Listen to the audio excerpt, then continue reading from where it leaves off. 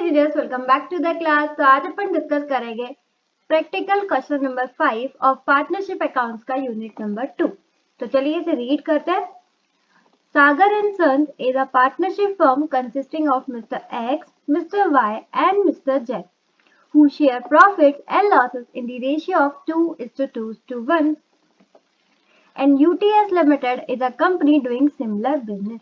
तो क्या बता रखा है? सागर सन्स एक पार्टनरशिप फर्म है जिसके 3 पार्टनर हैं एक्स, वाई एंड जेड, और इसी तरीके का सिमिलर बिजनेस एक और कंपनी करती है जिसका नाम है यूटीएस लिमिटेड। ठीक है, आगे बढ़ते हैं। The firm Sagar and Sons and the company UTS Limited provide you the following ledger balance on as on 31st March 2021। तो 31 मार्च 2021 के सागर सन्स यानी कि जो पार्टनरशिप फर्म थी और यूटीएस लिमिटेड जो कि एक कंपनी थी, दोनों ने अपने अपने लेजर बैलेंस प्रोवाइड किए। तो पहले उन्हें देखते हैं। पहला Sagar and sons and the other side UTS limited. पहले इनके डेबिट बैलेंस दे रखा है जिसमें है प्लांट एंड मशीनरी,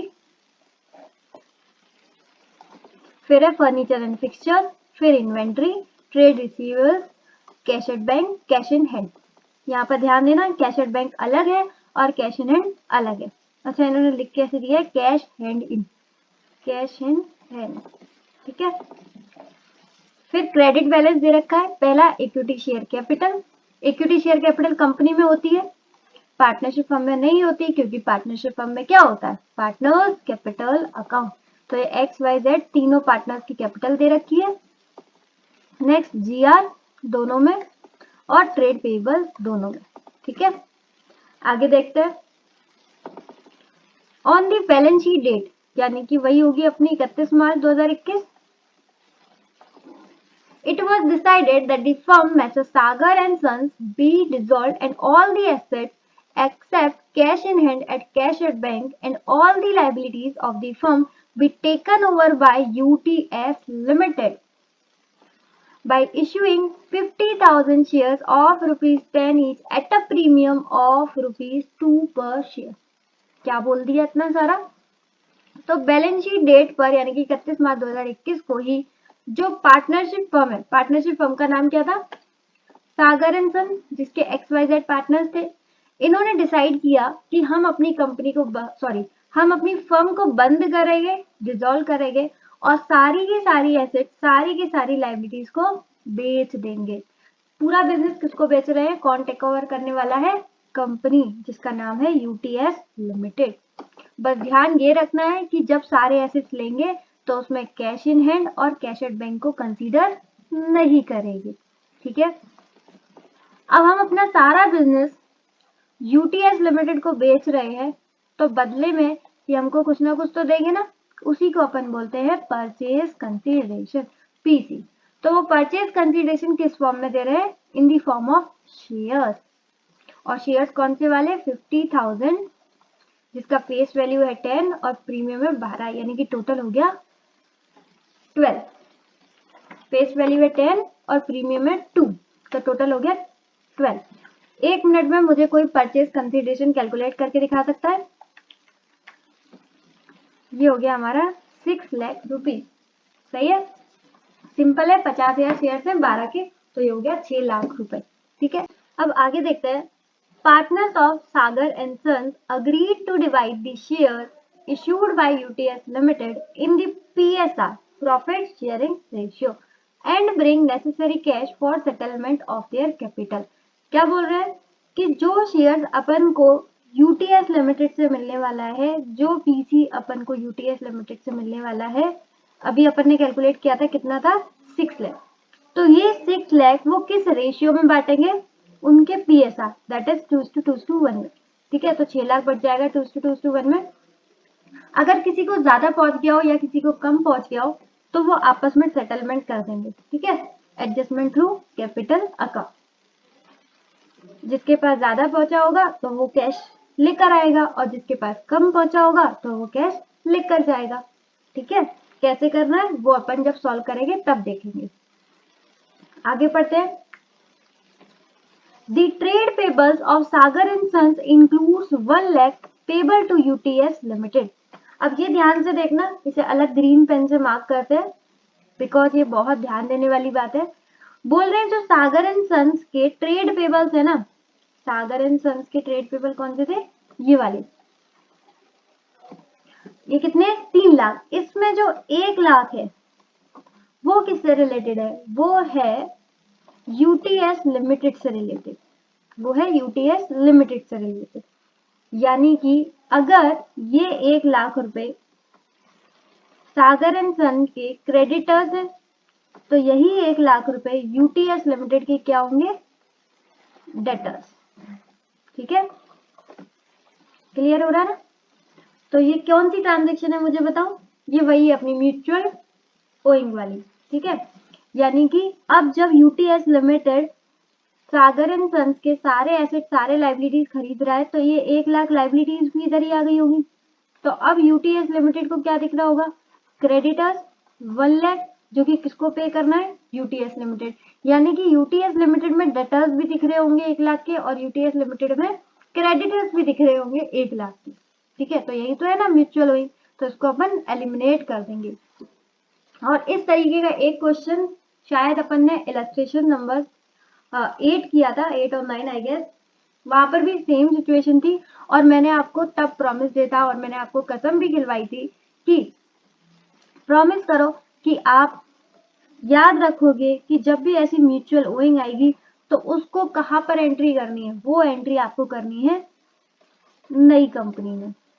ठीक है, इसका पुराना में कुछ भी नहीं करना है और ये आपको पता भी चल रहा होगा कि क्यों नहीं करना। ठीक है, आगे देखें, an unrecorded liability of 25,000 of Sagar and Son must also be taken over by UTS Limited। एक ऐसी लाइबिलिटी 25,000 की जो सागर एंड सन्स के बुक्स ऑफ अकाउंट में कभी रिकॉर्ड ही नहीं हुई थी।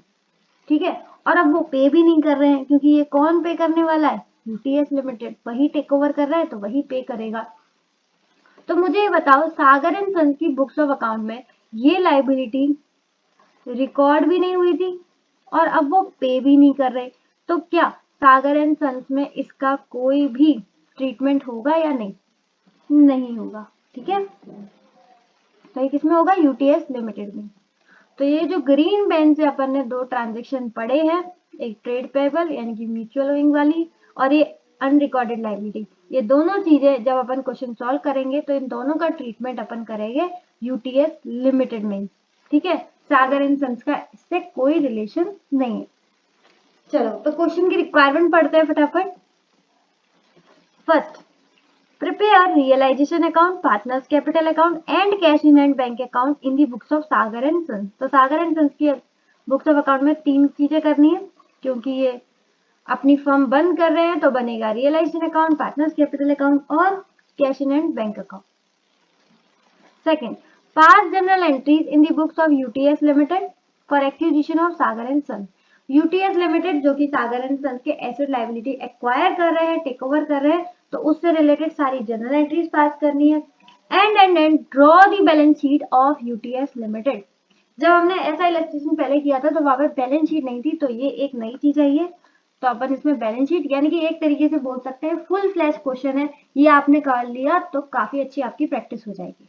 ठीक है, तो चलिए फटाफट कॉपी पर सबसे पहले लिखो पार्टनरशिप अकाउंट्स का practical question number 5।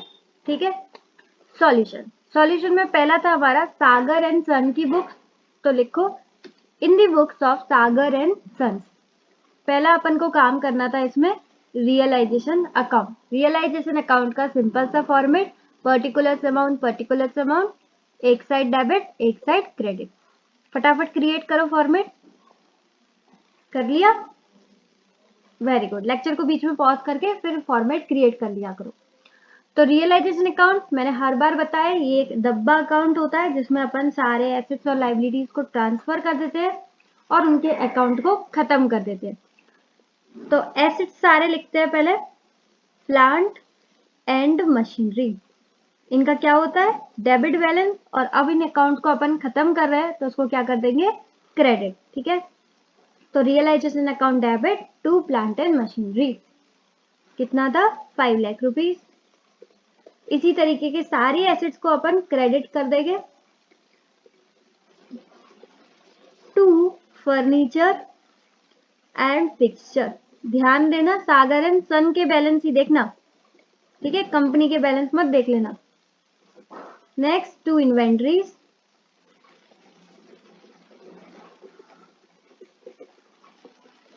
2 lakh rupees. Last trade receivables,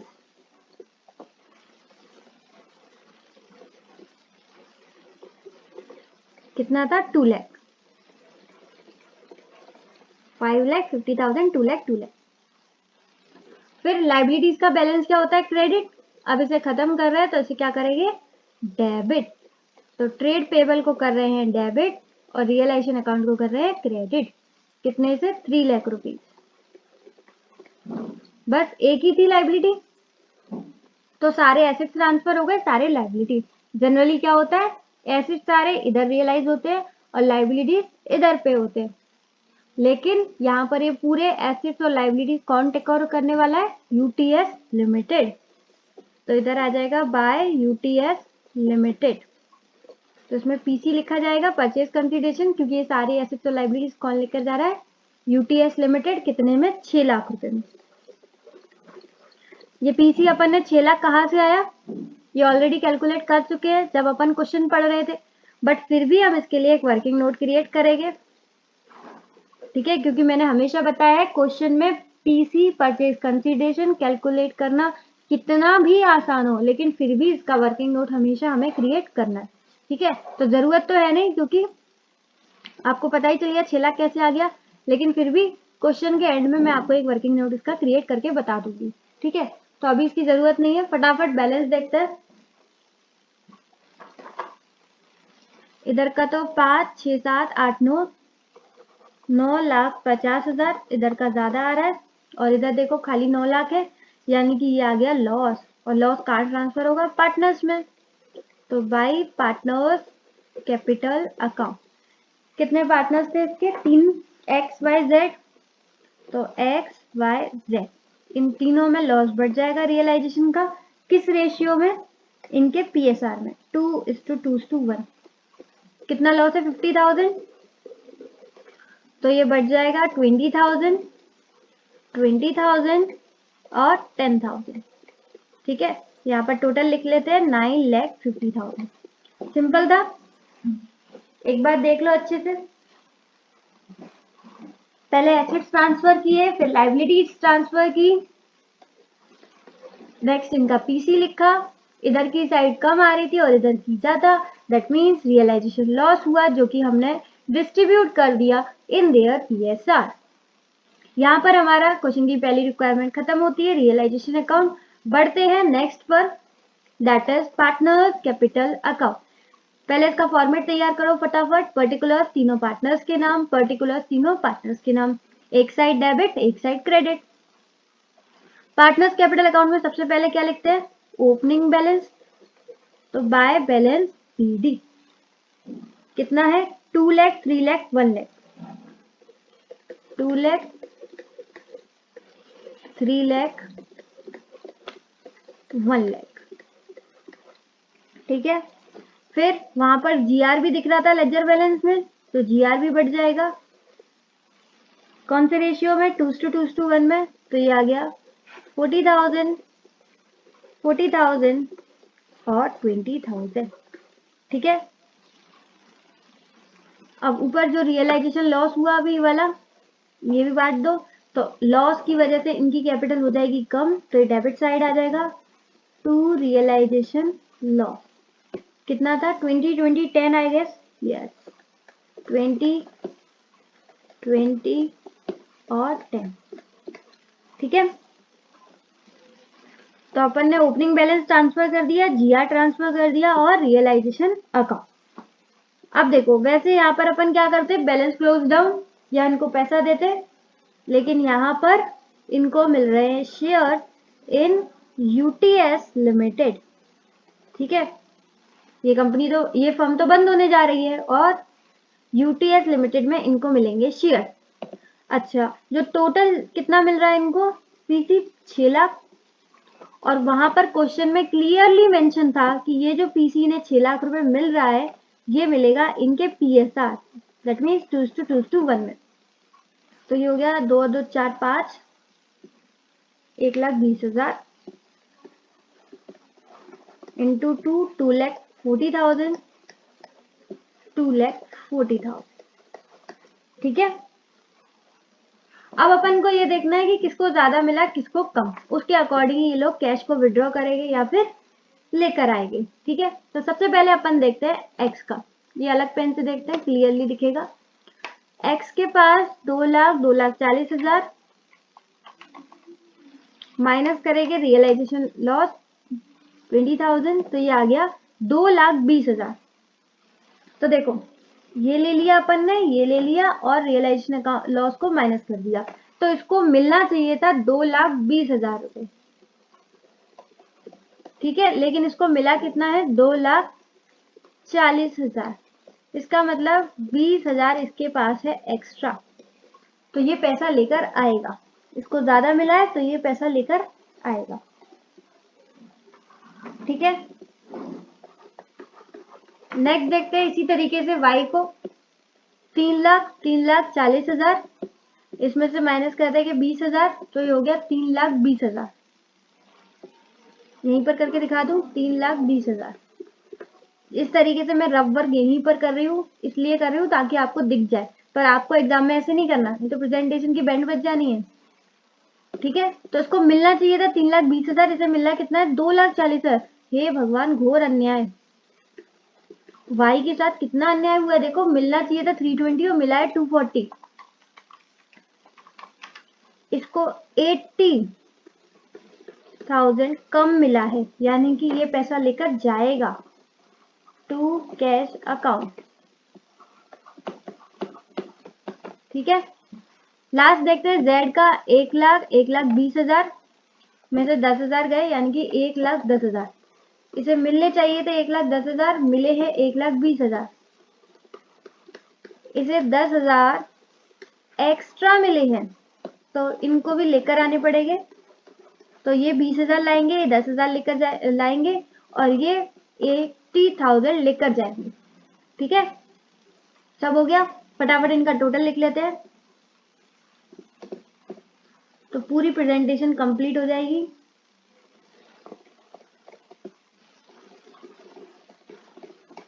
फिर इधर 3,40,000, 3,40,000, 1,30,000, 1,30,000। ये समझ में तो आ गया ना पूरा, जिधर कम हो आपको उधर कर देना। मैंने समझा के करा है, बट अगर रट्टे वाले बच्चे हो तो पहले तो समझने की कोशिश करो, नहीं समझ में आ रहा तो मैं आपको सिंपल बता दूं, आप इधर का टोटल करो, इधर का टोटल करो, डेबिट से जहां का भी कम आए उधर लिख दो, बस खत्म बात। तो यहाँ पर हमारा पार्टनर्स कैपिटल अकाउंट खत्म हो चुका है। अब बढ़ते अपन cash and bank account. Fast तो नहीं जा रहा ना, ऐसा इलस्ट्रेशन हम ऑलरेडी कर चुके हैं, ये सिर्फ प्रैक्टिस के लिए, इसलिए मैं थोड़ा सा स्पीड आगे रख रही हूँ। अब आते हैं अपन कैश एंड बैंक अकाउंट। यहाँ पर ऑब्लिक नहीं है, एंड लिखा है। ठीक है, ये ऐसा क्यों लिखा है, क्योंकि यहाँ पर दोनों तरीके के थे, इसलिए यहाँ पर दोनों के अकाउंट कॉलम बनेंगे अलग अलग। ठीक है, तो पहले इनका बैलेंस लिखते हैं। ये एसेट होती है, इनका डेबिट बैलेंस होता है। तो टू बैलेंस बीडी, कैश में थे हमारे 40,000 और बैंक में थे हमारे 10,000। ठीक है, तो सबसे पहले अब फर्म बंद हो रही है तो बैंक का पैसा कैश में ट्रांसफर कर देते हैं, क्योंकि फर्म बंद हो रही है तो बैंक अकाउंट क्या क्या ही फायदा है ना। तो बैंक में से पैसे निकालकर 10,000 हम डाल देंगे कैश में। इसका मतलब क्या होता है, ये वही है जो बचपन में अपन ने कॉन्ट्रा एंट्री सीखी थी ना, cash withdrew from bank, bank में से पैसा निकलेगा और कैश में जाएगा। कैश विड्रू फ्रॉम बैंक, इसकी एंट्री क्या बनती है, cash account debit to bank account, cash account debit to bank account, यानी कि कैश में पैसा आ गया और बैंक में से पैसा निकल गया, तो टू बैंक बाय कैश, यही होती है अपन की कॉन्ट्रा एंट्री। इसे हम सी से डिनोट करते हैं, बचपन में हमने सीखी थी, बड़ा मजा आया था। चलो अब इसके लिए कौन सी एंट्री है, ये वाली का भी डुअल इफेक्ट दिखा देते। तो कौन पैसा लेकर आया था, एक्स और जेड, एक्स और जेड कितना कितना पैसा लेकर आए थे। एक्स का लेकर आया था 20,000 और ये लेकर आया था 10,000। तो 20,000 इधर आ जाएगा कैश के डेबिट में और 10,000, ठीक है। वाई के साथ थोड़ा अन्याय हुआ था, उसको 80,000 कम मिले थे तो वो लेकर जाएगा पैसा bye Y capital account.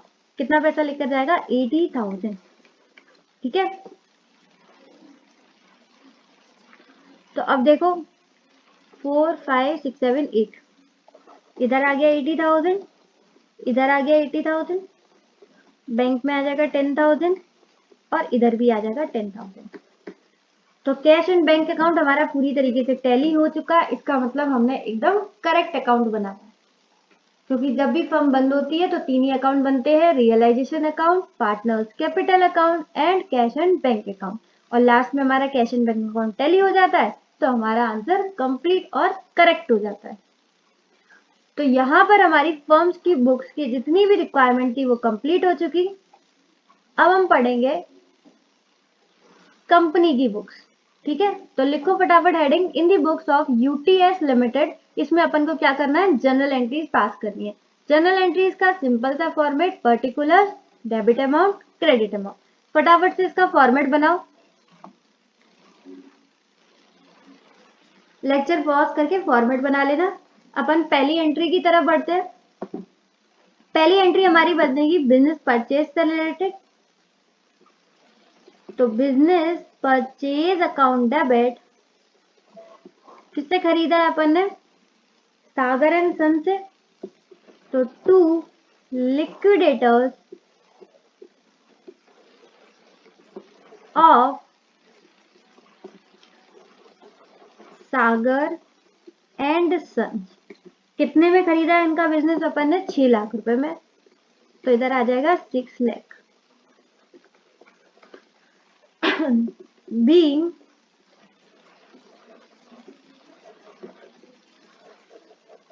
Business purchase, ठीक है। ये ड्यू की एंट्री है, अभी अपन को पे भी करना है बाद में। तो पहले देखते हैं कि बिजनेस परचेज में क्या क्या आया। तो इसमें बहुत सारी एसेट्स और लाइबिलिटीज आई है, एक एक करके लिखते हैं। सबसे पहले प्लांट एंड मशीनरी, ये एसेट है, इसको करेंगे debit.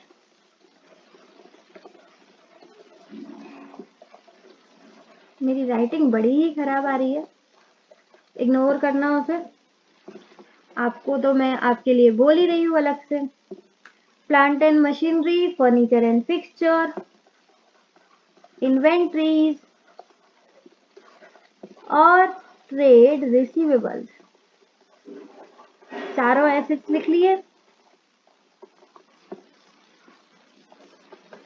Plant and machinery 5 lakh और ये 50,000,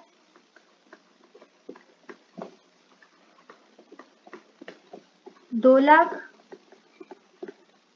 2 लाख, ठीक है। तो हमारी कंपनी की बुक्स में चारों एसेट्स के अकाउंट खुल गए। अब लाइबिलिटीज को करते हैं। टू ट्रेड पेबल्स, कितना आएगा, 3 लाख रुपीज।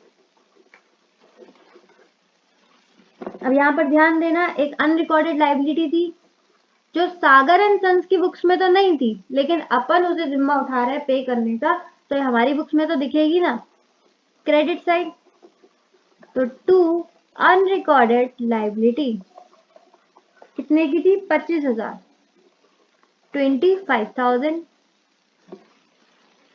और ये सब एसेट्स और ये लाइबिलिटीज हम परचेज कर रहे हैं, तो यहाँ पर आ जाएगा पीसी 6 लाख का, ठीक है। अब देखते हैं अपन को फायदा हुआ या नुकसान। वैसे नुकसान नहीं होता, अगर नुकसान होता तो हम बिजनेस ही नहीं परचेज करते। तो नुकसान को अपन नुकसान नहीं गुडविल बोलते हैं। तो चलो इसका टोटल मारते हैं। 5 4 9, ये आ गया 9,50,000 और ये आया है 9,25,000, यानी कि 9,50,000 का सामान हमने 9,25,000 में खरीद लिया। इसका मतलब हमें फायदा हो गया। और ये फायदा कैसा है? Capital profit. तो इसे ट्रांसफर करेंगे कैपिटल रिजर्व में। कितना? 25,000। ठीक है ना? क्लियर है?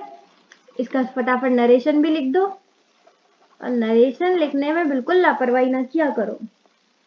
Being take over of all assets and liabilities. Being liabilities and assets take over. Clear है? तो बिजनेस परचेज वाला हो गया। अब इसको करना है लिक्विडेटर्स ऑफ सागर एंड सन, इनको पे करना है। तो थर्ड एंट्री हमारी इसी से रिलेटेड बनेगी, क्योंकि पहली वाली एंट्री किससे रिलेटेड थी? ड्यू की। अब अपन इनको पे करेंगे। तो liquidators of Sagar and son account debit. अब इनको पैसा तो नहीं दे रहे, क्या दे रहे? शेयर्स। तो आ जाएगा इक्विटी शेयर कैपिटल। और ध्यान देना इक्विटी शेयर कैपिटल में प्रीमियम भी था, तो टू सिक्योरिटीज प्रीमियम अकाउंट। ठीक है? कितने हजार के शेयर थे? 25,000 आई गेस, या 50,000? 50,000 थे, 50,000। 50,000 इक्विटी शेयर, फेस वैल्यू था 10, तो ये आ जाएगा 5 लाख रुपीज। और 50,000 इक्विटी शेयर प्रीमियम के रुपए थे 2, ये आ गया 1 लाख। तो टोटल पीसी था हमारा 6 लाख का। ठीक है ना? इसका भी नरेशन पास करो। Being purchase consideration discharge. अब चाहो तो इसका पूरा लिख सकते हो कि परचेज कंसीडरेशन किस में डिस्चार्ज किया हमने? इक्विटी शेयर्स में। वो भी कौन से वाले? प्रीमियम वाले। तो पूरा लिख सकते हो कि फेस वैल्यू 10 है 2। मैंने बहुत ही सिंपल यहाँ पे लिख दिया है।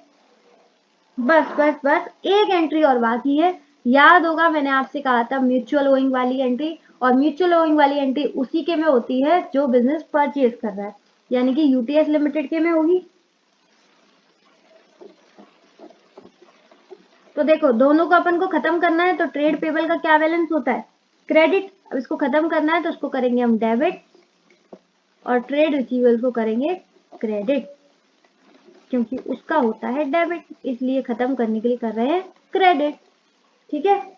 क्योंकि ना तो अब इसके डेटर्स हैं और ना ही इसकी लाइबिलिटी है, दोनों ही इसके हो गए ये, तो इसलिए अपन खत्म कर रहे हैं। Being mutual owing. समझ में तो आ गया ना ये आपको? मुझे कमेंट में बताना कि वाली चीज समझ में आई कि नहीं आई।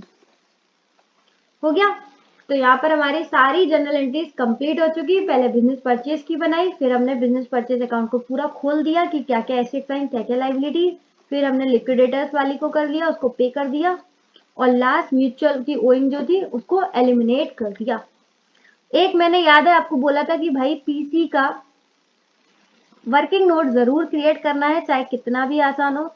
तो यहाँ पर फटाफट परचेज कंसिडरेशन में का एक वर्किंग नोट क्रिएट करते हैं। लिखो हेडिंग वर्किंग नोट, और इस क्वेश्चन में सिर्फ एक वर्किंग नोट है, इसलिए हमने यहाँ पर नंबर नहीं लिखा वर्किंग नोट का, डायरेक्ट बोल दिया वर्किंग नोट। ठीक है? आपको भी ऐसे करना है, कम से कम 2 वर्किंग नोट हो तब आपको लिखना है working note number 1, working note number 2, otherwise इसी तरीके से छोड़ देना है। ठीक है? वर्किंग नोट परचेज कंसिडरेशन तो कितने थे? 50,000 इक्विटी शेयर्स ऑफ ₹12 ईच, जिसमें 10 फेस वैल्यू था और 2 का प्रीमियम, 6 लाख। और ये 6 लाख किसके में बन रहे थे? पार्टनर्स में। पहला कौन था partner? X capital account, vice capital account और जेड कैपिटल अकाउंट। किस रेशियो में मिल रहे थे? 2:2:1। ठीक है? तो यहाँ पर पूरा भी लिख सकते हो, 6 lakh into 2/5, 6 lakh into 2/5, 6 lakh into 1/5। तो ये आ गया अपना 2,40,000, 2,40,000 और 1,20,000। देखो अपन ने दोनों चीजें ये क्वेश्चन में सॉल्व कर ली थी, लेकिन फिर भी वर्किंग नोट बना रहे हैं, क्योंकि अगर इसकी वजह से 1 मार्क कट जाए तो क्यों मार्क कटवाए, सही बात की नहीं, इसी वजह से। और मैं इसलिए बनवा रही हूँ ताकि आप भी बनाओ, क्योंकि मैंने ऐसा देखा है, जो चीज मैं नहीं करती हूँ फिर आप खुद भी नहीं छोड़ते कि अरे मैडम ने नहीं किया तो हम क्यों बनाए। ठीक है, अरे आपके एग्जाम में आपने नहीं लिखा तो आपके रिजल्ट में आपके मार्क कट जाएंगे, तो ऐसे नहीं करना है। ठीक है, मेरे साथ साथ बनाने हैं। अब मैंने बोला था इस क्वेश्चन में एक नई चीज है जो कि है बैलेंस शीट, क्योंकि अभी तक इससे रिलेटेड जो क्वेश्चन था उसमें बैलेंस शीट नहीं बनवाई थी, सिर्फ जनरल एंट्रीज तक बनवाया था, लेकिन इसमें बैलेंस शीट बनवाई है तो अपन बनाएंगे, क्या दिक्कत है। मेरे साथ साथ लिखो, balance sheet of UTS limited, ये कब की बना रहे हैं, after take over of Sagar and son, firm को टेक ओवर करने के बाद। कब की बैलेंस शीट है, एज ए 31 मार्च 2021। अब यहाँ ध्यान देना, कंपनी की बैलेंस शीट है तो वर्टिकल फॉर्मेट में बनेगी। मेरे साथ साथ फॉर्मेट तैयार करो, लिखो पहले पर्टिकुलर नोट्स अमाउंट, इधर एक लाइन करनी थी, शायद मैं भूल गई हूँ या हट गई होगी, हो सकता है। चलो आप बनाओ, तब तक मैं एक लाइन भी कर लेती हूँ उसमें।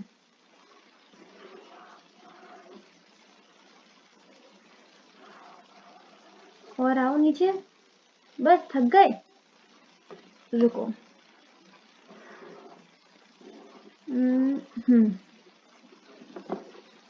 ठीक है, तो कंपनी की बैलेंस शीट है, बैलेंस शीट में जनरली आता क्या है, लाइबिलिटीज और एसेट्स। कंपनी की बैलेंस शीट है तो एक चीज बढ़ जाएगी, दैट इज इक्विटी।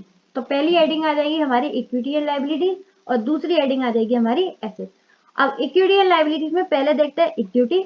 इक्विटी में क्या क्या आता है, शेयर होल्डर फंड, और क्या आएगा, और शेयर होल्डर्स के फंड कौन कौन से होते हैं, दो, एक शेयर कैपिटल और दूसरा रिजर्व एंड सरप्लस। तो ये हमारा कंप्लीट हो गया इक्विटी। अब आएगा लाइबिलिटी, तो लाइबिलिटी दो तरीके की होती है, नॉन करंट लाइबिलिटी और करंट लाइबिलिटी।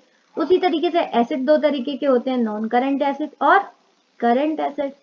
ये मैंने थोड़ा फास्ट बता दिया फॉर्मेट, क्योंकि मुझे लगता है आपको कंपनी का फॉर्मेट बनाना आता ही होगा, नहीं आता होगा तो बनाते बनाते सीख जाओगे, कोई दिक्कत नहीं है। चले अपन, तो यहाँ पर बैलेंस शीट में हम डायरेक्ट सिर्फ अमाउंट लिखते हैं, इसके लिए हम अलग से नोट्स बनाते हैं। तो नेक्स्ट हमारा फॉर्मेट तैयार होगा नोट्स टू अकाउंट का, सिंपल वैसे ही बनेगा, पर्टिकुलर अमाउंट। ठीक है, इसमें सबसे ज्यादा जरूरी होते हैं ये वाले नोट, शेयर कैपिटल का और रिजर्व एंड सरप्लस। तो पहले शेयर कैपिटल का नोट्स बनाओ। हाँ, तो इनकी शेयर कैपिटल कितनी थी, 20 लाख ऑलरेडी,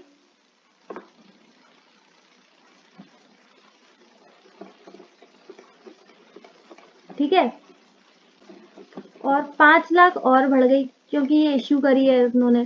ठीक है, और ये 5 लाख कैसे बढ़ गई ये भी मैं बता देती हूँ। 50,000 इक्विटी शेयर्स थे जिसका फेस वैल्यू था 10। ठीक है, तो यहाँ पर आ जाएगी ये 25 लाख। तो इसको अपन डायरेक्ट डाल देते हैं ऊपर, 25 लाख, और इसके रेफरेंस के लिए यहाँ पर लिख देंगे नोट नंबर 1। ठीक है, फिर आते हैं रिजर्व एंड सरप्लस पर। तो रिजर्व एंड सरप्लस में क्या क्या है, जनरल रिजर्व, जो कि कितना दे रखा था, 7 लाख, और सिक्योरिटीज प्रीमियम, सिक्योरिटी प्रीमियम अभी आया 50,000, 50,000। ठीक है, equity shares at the rate 2 each, क्योंकि 2 का वो था प्रीमियम, तो ये आ गया 1 लाख रुपए। और इसके अलावा कुछ देखो है क्या, एक हमारा रह गया कैपिटल रिजर्व, क्योंकि जब अपन ने सागर एंड सन्स का बिजनेस परचेज किया था तो कैपिटल रिजर्व हुआ था, कैपिटल प्रॉफिट जो कि हमने ट्रांसफर किया था कैपिटल रिजर्व में, कितना था 25,000। तो 7 1 8 8,25,000। ठीक है, तो रिजर्व एंड सरप्लस कितना आ गया 8,25,000। तो working note number 2, sorry note number 2 खाली, इसमें आ गया 8,25,000। ठीक है, नॉन करंट लाइबिलिटीज यानी कि बोरोइंग्स वगैरह तो वो तो कुछ था नहीं, तो ये ब्लैंक हो जाएगा। नेक्स्ट हमारा करंट लाइबिलिटीज जिसमें आते हैं ट्रेड पेबल्स, और अगर कोई अदर लाइबिलिटी होगी तो वो भी इधर आ जाएगी। ठीक है, तो ट्रेड पेबल जरा ध्यान से देखना, बैलेंस शीट में कितना दे रखा था,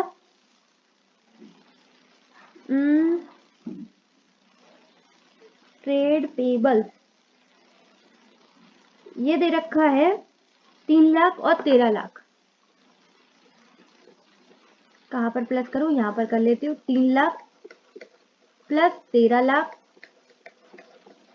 ठीक है, ये कितने हो गए 16 लाख। ठीक है, ये इसके खुद के थे और 3 लाख इसने सागर एंड सन्स के उठा लिए, तो टोटल हो गया 16 लाख। लेकिन यहाँ पर ध्यान देना 1 लाख रुपए म्यूचुअल ओइंग और थी, तो वो माइनस हो जाएगी, यानी कि ये आ गए 15 लाख। तो आउटर कॉलम में कितना आएगा 15 लाख।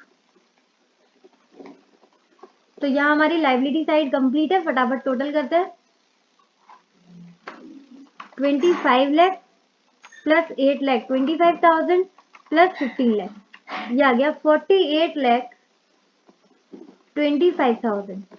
ठीक है ना, अब आ जाते हैं एसेट साइड पर। नॉन करंट एसेट, इसमें पहला है PPE, property plant and equipment, जिसमें बड़ी बड़ी एसेट आएंगी जैसे plant and machinery. And next furniture and fixture. ठीक है, प्लांट एंड मशीनरी कितना था 16 लाख इसका खुद का था, प्लस 5 लाख था सागर एंड सन्स का जो उन्होंने उठाया था, तो ये टोटल आ गए 21 लाख। और फर्नीचर एंड फिक्सचर्स में 2,25,000 इनका खुद का था, प्लस 50,000 इन्होंने उठाया था सागर एंड सन्स का, तो ये हो गए 2,75,000। ठीक है ना, कुछ बचा क्या, नहीं, पीपीई खत्म हो गया, नॉन करंट इन्वेस्टमेंट थे ही नहीं इसलिए हमने उसका कुछ बनाया ही नहीं। नेक्स्ट हमारा last current asset. Current assets में कौन कौन थे, inventories, trade receivables and last cash and cash equivalent. ठीक है, इन्वेंट्रीज में जरा देखो 2 लाख प्लस 8,50,000, 8,50,000 खुद का था और 2 लाख इन्होंने उठाया था, टोटल हो गया 10,50,000। ट्रेड रिसीवेबल्स 8,25,000 खुद का था और सागर एंड सन्स का उठाया था 2 लाख, तो ये आ गया 10,25,000। कैश एंड कैश इक्विवेलेंट्स, तो कैश एंड कैश इक्विवेलेंट याद रखना उन्होंने उसका नहीं उठाया था, cash and cash equivalent Sagar and sons का, तो कैश एंड कैश इक्विवेलेंट खाली किसका रहेगा, इनका खुद का। ठीक है, तो cash at bank, cash in hand, cash at bank था 4 लाख और ये था 1 लाख, तो टोटल आ गया 5 लाख। अच्छा, पीपीई के लिए भी मैंने एक वर्क नोट नंबर क्रिएट किया था पर मैं लिख नहीं पाई, कोई दिक्कत नहीं, आप लिख देना। ठीक है, ये जो पीपीई का मैंने मटेरियल सारा यहाँ पर लिखा है, ये सारा आप उस नोट नंबर में लिख देना। ठीक है, ये सब नोट में लिख देना और यहाँ पर रेफरेंस के लिए डाल देना नोट नंबर 3 और कैश एंड कैश इक्विवेलेंट के लिए रेफरेंस में डाल देना नोट नंबर 4। कितना आ गया 5 लाख। मुझे एक लाइन कम कर दी मैंने शायद, आप एडजस्ट कर लेना। ठीक है, मुझे पहले से बनाना पड़ता है नहीं तो फिर टाइम लग जाता है, अगर मैं लेक्चर के साथ साथ क्रिएट करूंगी सारे फॉर्मेट तो उल्टे सीधे बन जाते हैं इसी वजह से। तो यहाँ पर अपन ने एक गलती कर दी, ट्रेड रिसीवेबल्स में, इनको हमने ऐड तो सही करा है, बट एक इसमें म्यूचुअल ओइंग थी, जैसे कि अपन ने ट्रेड पेबल्स में माइनस किया था ना, याद है, ये रहा, उसी तरीके से ट्रेड रिसीवेबल्स में भी तो माइनस करना था, क्योंकि हमने याद है एंट्री मारी थी trade payables to trade receivables, तो ट्रेड पेबल्स कैंसिल हो गए थे 1 लाख के, ऐसे ही ट्रेड रिसीवेबल्स कैंसिल होने थे, ये रहे, ठीक है। तो यहाँ पर माइनस हो जाएगा, तो ये आ जाएगा 9,25,000। अब एसेट्स का टोटल करते हैं, 21 lakh plus 2,75,000 plus 10,50,000 plus 9,25,000 plus 5 lakh, ये आ गया 48,50,000। ओहो, ऊपर एक अनरिकॉर्डेड लाइबिलिटी रह गई, वही मैं कहूँ 25,000 का कैसे डिफरेंस आ रहा है। 48,50,000 इधर आ रहा है, इधर भी 48,50 आना चाहिए। अनरिकॉर्डेड लाइबिलिटी ये तो रह ही गई। अच्छा है एक ही बार में पता चल गया, नहीं तो बैलेंस शीट मैच नहीं होती तो दिमाग खराब हो जाता है, कभी कभी ऐसा हो जाता है। चलो कोई बात नहीं है, एट द एंड हमारी बैलेंस शीट मैच ही हो गई है, तो हमें टेंशन लेने की जरूरत नहीं है। 48,50 पर वो तो 25,000 का बैलेंस था, तो एकदम माइंड में क्लिक हो गया कि हाँ अनरिकॉर्डेड लाइबिलिटी रह गई थी 25,000 की, ठीक है। इसे ध्यान से आप नोट में लिखना, ठीक है, यहाँ पर मत लिखना, ऐसे कचर पचर मत करना, तो बेकार हो जाएगा। उम्मीद है आपको पूरी बैलेंस शीट समझ में आ गई होगी। फॉर्मेट तो मैंने आपको बता ही दिया कि लाइबिलिटी एसेट होता है और कंपनी की बैलेंस होती है, तो इक्विटी एंड लाइबिलिटीज होता है, ठीक है। और main share capital, reserve and surplus, PP, इन सब के लिए नोट जरूर बनाकर आने हैं, सारा काम नोट में ही करना है।